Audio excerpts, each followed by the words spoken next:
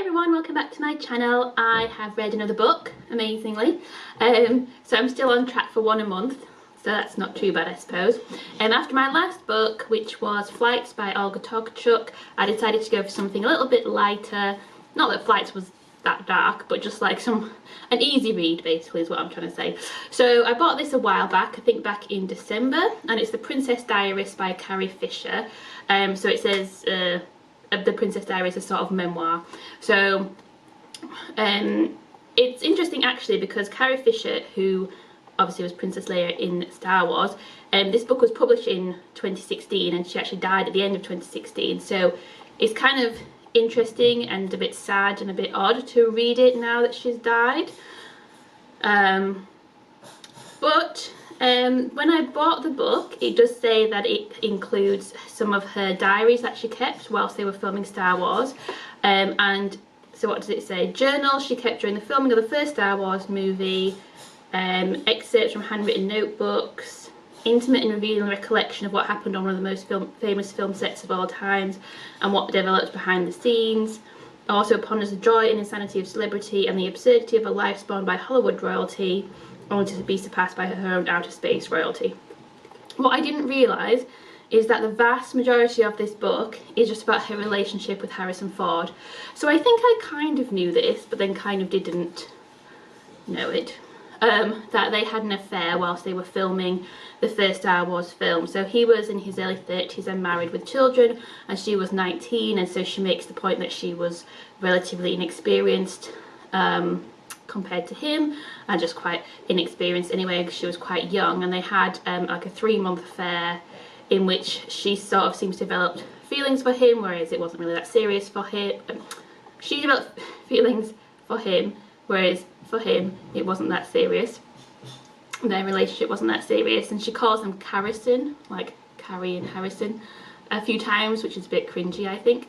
But then it also has, so her excerpts from like her journals that she kept at the time, which includes lots of like poetry that she wrote, which all seem to be about Harrison and their relationship. And it's just the kind of terrible, cringy poetry that you would write when you're 19 and you're in love with someone that you're having a secret affair with. Like, it's just a bit cringy.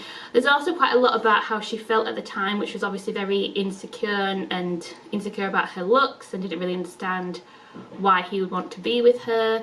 And she describes feeling like kind of like an idiot, I suppose, around him, and she couldn't really say anything intelligent around him. And it's just, I don't know, it's like a memoir but of her recalling a time when she was 19 and a bit clueless and insecure, and with some terrible poetry thrown in.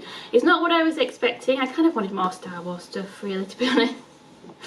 I just wanted more like Star Wars trivia, I guess. You know, I'm not a huge fan, but I like the films, and this is not what I thought it was. At no point in the back does it say that it's just all going to be about her relationship with Harrison Ford, which is basically what it is, and it just makes him seem a bit like a dickhead, to be honest with you, because she's quite young and naive, but also he just seems quite aloof, and I don't know. He doesn't come off great in it, but then obviously it's only her side, and it's her recollections of how she felt when she was 19, so it's all kind of coloured with that. And then the last sort of chapter or so is about her and her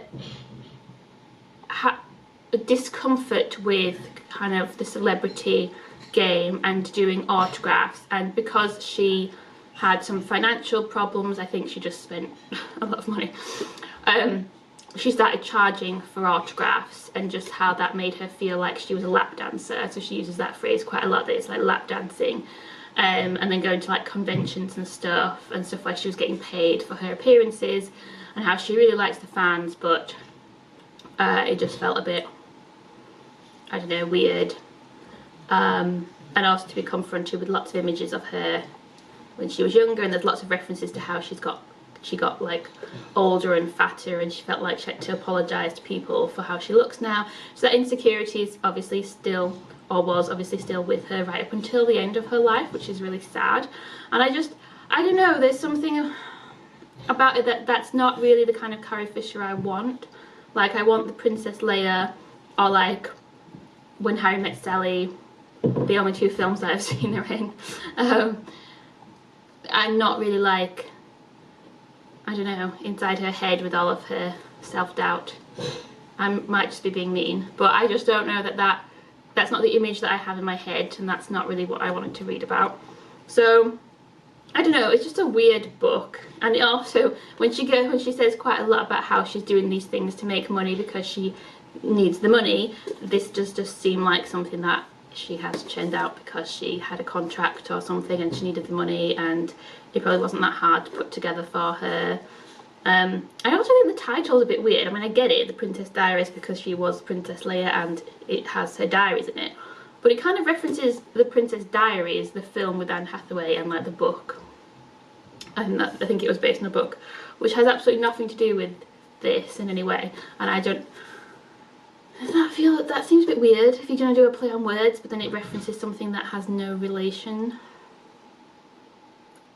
Is it just me? Am I being too mean? I don't know. Anyway, apparently this was a New York Times #1 bestseller, but I didn't think it was that great. That's it, really. I haven't read anything since I finished this a week ago. I mean, I haven't even started reading anything. I have some very little short, like, Penguin paperbacks that you get for like £1 that have just like little essays in them, and that's my next project, my next goal with reading, is to manage to get through like a 10-page little Penguin book thing. So that's what I'll go on to next. Anyway, if any of you have read this or any of her other books, because apparently this is laugh out loud hilarious according to the blurb, which I did not find, let me know what you thought. If you've liked the video, give it a like, and if you want to see more, please subscribe.